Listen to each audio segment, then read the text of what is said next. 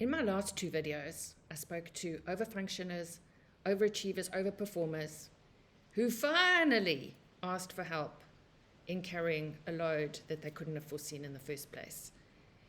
And I talked about what often happens when they do finally ask for help, the repercussions that come from that, why it's so difficult for them, and why resentment and emotional looping often begin.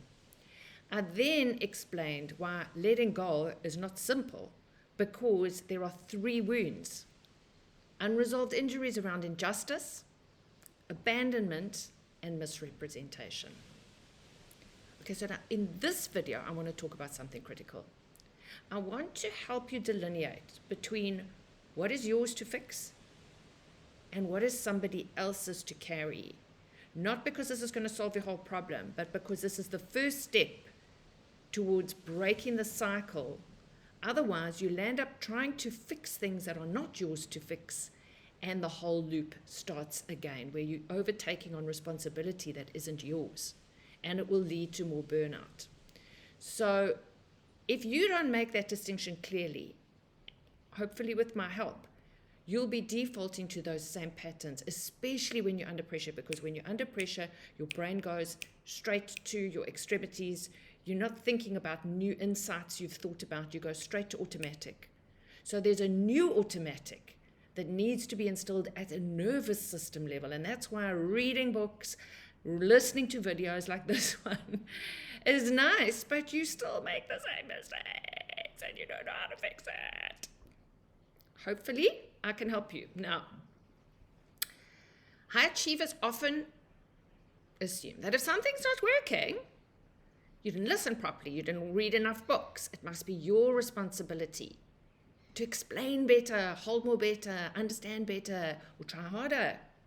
But here's the key question I want to ask you instead. Could the person or the system be benefiting from misunderstanding you, from not explaining to you what it is that you're taking on in the first place? Ask yourself that. It's a hard thing because it's not the kind of thing we would do. Now, sometimes the problem isn't a lack of clarity. Sometimes it's because clarity would enforce accountability for it to sit where it's meant to sit. And ambiguity or confusion actually protects somebody. Now, what is the signal for you? When you keep explaining and nothing happens, it's not probably because you're unclear, because you're a high achiever. You're probably very clear in your communication. You're probably very good at communication. Although it might send you down that rabbit hole of, maybe I'm not a good communicator. No. It's more likely because the current arrangement works pretty well for that other person or system. And this is where overfunctioners get stuck. You value fairness, openness, and doing the right thing, and you assume that other people have the same values, are operating on the same system, but not everyone is.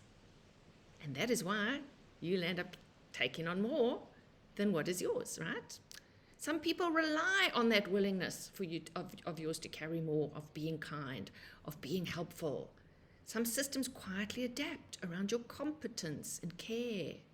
But here's the cost of doing nothing differently, of not learning your lessons. And I'm not talking about, I'm talking about in your system, so that under pressure, you'll do something different. And it's not just a cost to you. It's a cost to the organization, because you're a key person in that organization. And so you're a key person risk to that organization, whether they're going to tell you that or not. The cost to not fixing this is that if the pattern isn't addressed, you don't suddenly stop overfunctioning. You just keep on taking more. And maybe you don't say anything the next time. Your resentment is going to build and build and build. Resentment, remember, is ressentiment,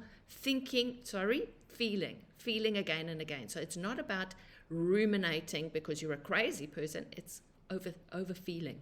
That feeling just keeps coming back.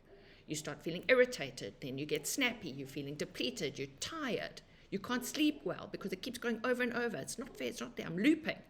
Not because you've changed, but because your system is overloaded and you can't take any more. So over time it starts looking like, oh, look, she's a problem, he's a problem. You're seen as the difficult person. The whole thing shifts. You're the difficult one. Or You're controlling. You try to take everything over. You didn't give people a chance to grow.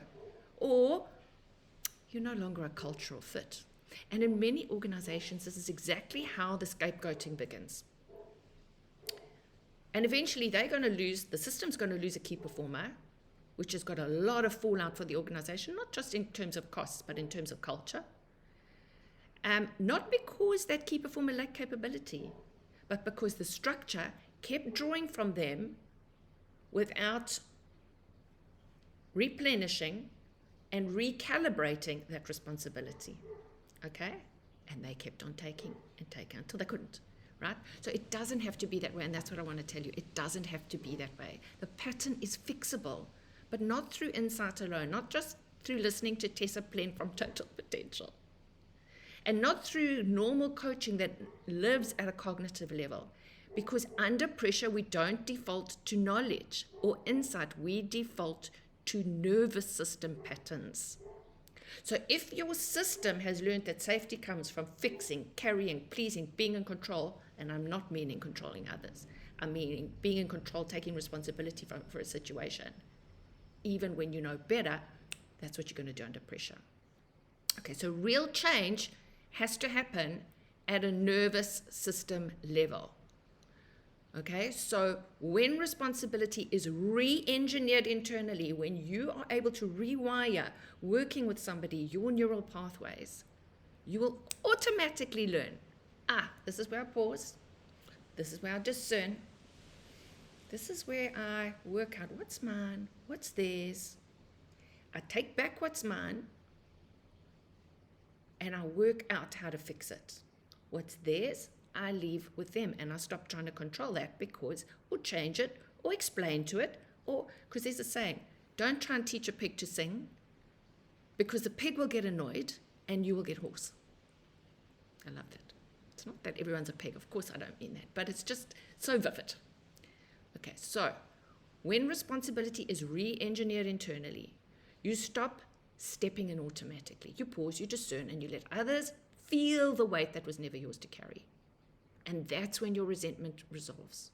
Not because you forced yourself to let go, but because your system no longer leads to hold the line. Does that make sense? Change happens at a nervous system level. And if you can change at a nervous system level, you will be able to fix this, and the organization will keep a fantastic worker.